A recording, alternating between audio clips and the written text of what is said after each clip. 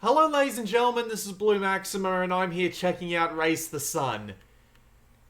Oh god, I don't like this game, I really don't. Anyway, let's just go have a quick look at the options, pretty obvious.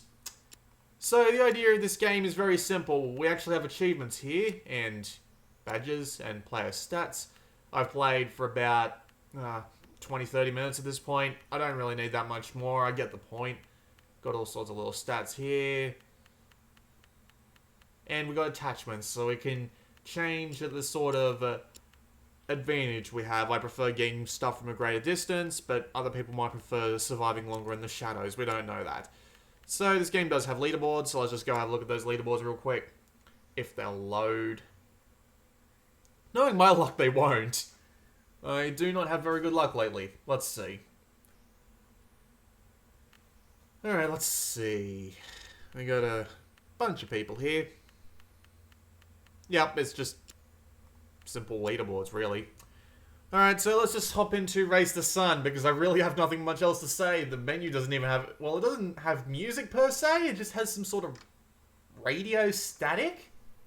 I can't tell if that's the game, or if that's the headphone, or the...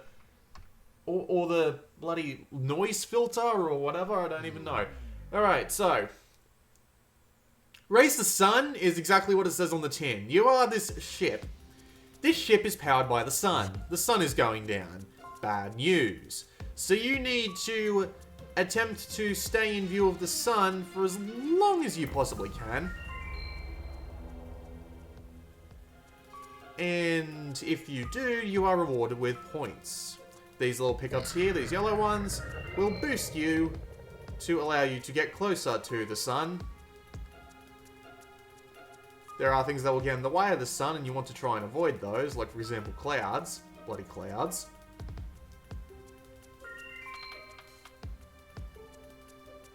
There are also jump pickups, which lets you jump in the air, and there's a pickup which lets you get shielded from one hit.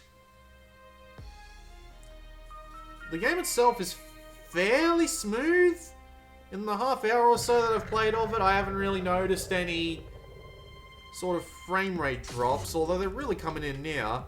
If you do a glancing blow against something, you will lose your score multiplier, which is obtained by collecting these things, whatever these things are. They're called tries or something, I think, as triangles. You want your score multiplier to be as high as possible, obviously. And this is basically the entire game. There are a few more things to it, but I have to wait until I die before I really explain those, for reasons that will become fairly obvious now. So the game works on a sort of goal system like you would see in a typical mobile game. You finish objectives and that gives you points towards your level. You get points towards your level and you will eventually level up. And once you level up, you will gain an unlockable. This could be one of many different things. For example, when I hit level 2, it unlocked the speed pickups. When I hit level 5, was it? It increased my starting multiplier by 1, etc, etc, etc. One of the levels actually unlocked a thing called a warp gate, or something like that, which is basically a bonus level, but I only saw one and I ran into the side of it, because this game is a dick. If you couldn't tell, this game is actually surprisingly difficult to actually play. The ship itself controls okay, although for some reason the perspective that the game gives you seems to trick you a lot more than it... Oh. Okay, the recording kit had a fit there for a second. I'm not sure what was with that. What was I saying? Christ. Thanks, game. You made me lose my train of thought. The perspective that the game gives you is a bit odd. I didn't even mean to use that, but whatever. It seems to have this weird disadvantage of making you think you can turn farther than you can, but at the same time making you think you can turn less farther than you can, if you can understand what I mean by that. It really fools you into just how far you can actually go without getting hit by something, and it's kind of frustrating at the best of times. I've got to get that speed power up before I lose the sun entirely. There's another one over there, but I can't get to it. Oh, it's so goddamn annoying. You turn so slowly and yet so quickly that you tend to overestimate. Goddamn, there was a bonus gate on the side. And I'm dead. You tend to overestimate what you're capable of in this game and underestimate what you're capable of in this game very often, and it's quite hard to get used to. And then you've got all these bloody goals that come up. Like, one of the previous goals I had, I thought was going to be bloody impossible, was do a barrel roll 15 times, which is basically getting to max speed going one way and then start going the other way. And then the next one it gives me... Oh, man. Go left and never turn any other direction in 2 regions. And that just seems insane to me. Totally not a fan of that sort of system.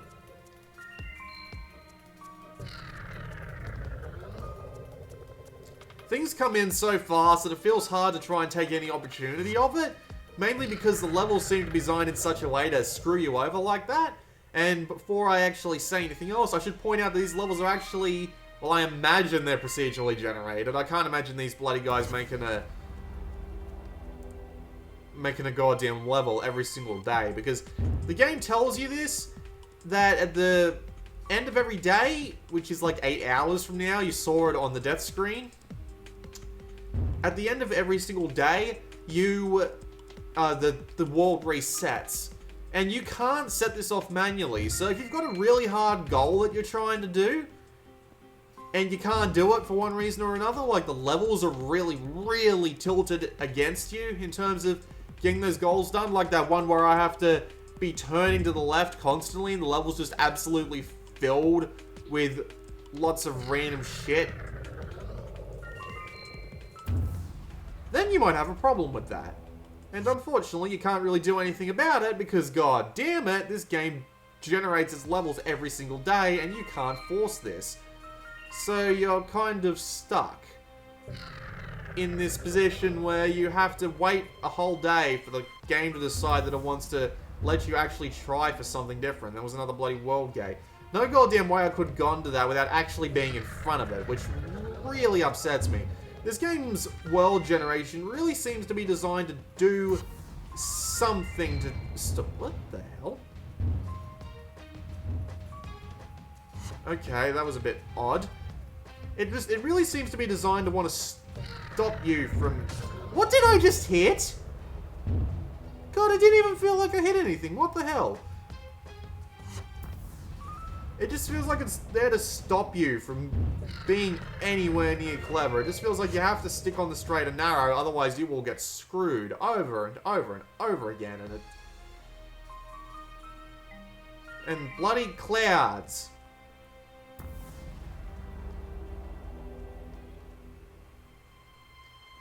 It can get especially frustrating when you're thrown into a level you haven't actually been in yet, and you run into everything, and everything can kill you, and oh god damn it. That was... I hate that so much. That really feels like it was out to screw me there. Anyway, I leveled up. You have decided a bit more of a challenge. So we get the Apocalypse World. Let's go try the Apocalypse World and yell my goddamn lungs out. This is going to be fun. Please note the sarcasm in my voice. Oh man, it's just... When the procedural generation feels like it's out screwing you, I don't think you've done procedural generation right. I'm sorry, it just doesn't feel like you've done it right. So let's see how hard this is going to be. Holy crap!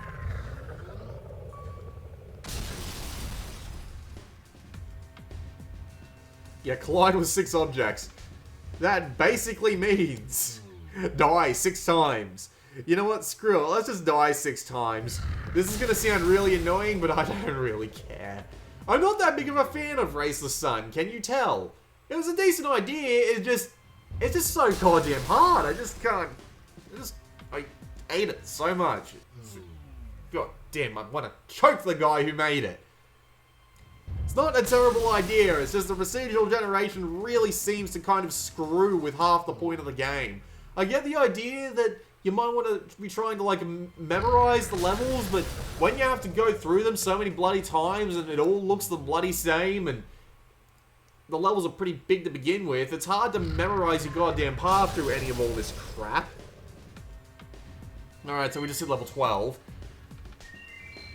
Yeah, we get a starting multiplier upgrade. Fantastic. I'll go back and I'll play 1 or 2 more games of the main mode just to, you know, try and not absolutely throw this game into the bin, but that's pretty much exactly what I'm going to be doing. Clever idea, feels alright, kind of screwed over by its procedural generation, absolutely determined in dicking you over. My god, it's just... It just wants to bend you over and just have its way with you over a crate. It just... I don't know how else to put it. Maybe this is just a really bad world for the game to launch with. And we just had absolutely terrifyingly bad luck when it comes to getting a starting world on PS3 and Vita. Bloody hell.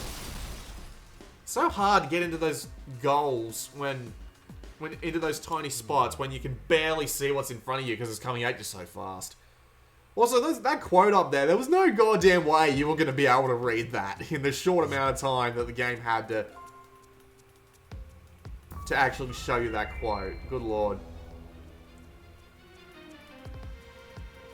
It really does feel like you need to know exactly what's coming in order to actually get in front of it, so I guess that means you would have to replay it several times over the course of a day. I really think that this game would work better if it had some way to let you regenerate the levels by yourself, and to be fair, there probably is. I imagine by level 15, there'll be a way to regenerate, like, the levels just automatically or something, I don't know. It will probably be, like, 2 levels after this video where I couldn't be bothered to actually get up to that sort of level and just be like, oh, that's actually in the game. Then again, the leaderboards wouldn't really work that well. Although I could imagine there being like a daily run where you have a normal mode where you can just play the game and relax and try and get a high score on randomly generated worlds, and then have a daily challenge world where the world refreshes every 24 hours and you go through it again and again and again trying to get the highest score using a combination of memorization and skill. But yeah, without those 2 like separated modes, this daily challenge mode just leaves me feeling really frustrated at the fact that I'm a single-player gamer, not a multiplayer gamer, and as a single-player gamer, this goal system that relies on a procedurally generated world that can absolutely, I can't speak today, that can absolutely screw me, that really grinds my gears.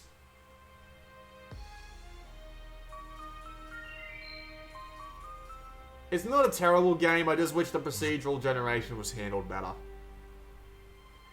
This game's available for $10. It runs cross-buy, so you will get it on PS3 and PS4 if you buy it for $10. There is no PlayStation Plus discount, which I found a bit odd.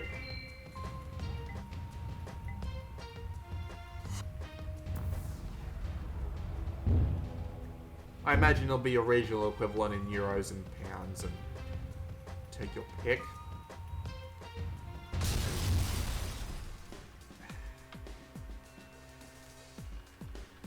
I don't really recommend it, to be honest with you. It frustrates me beyond belief. I really, really wish there was a way to generate worlds by yourself, but looks like I'm not going to get it. Overall, yeah. This has been Blue Maxima, and I'll see you all next time.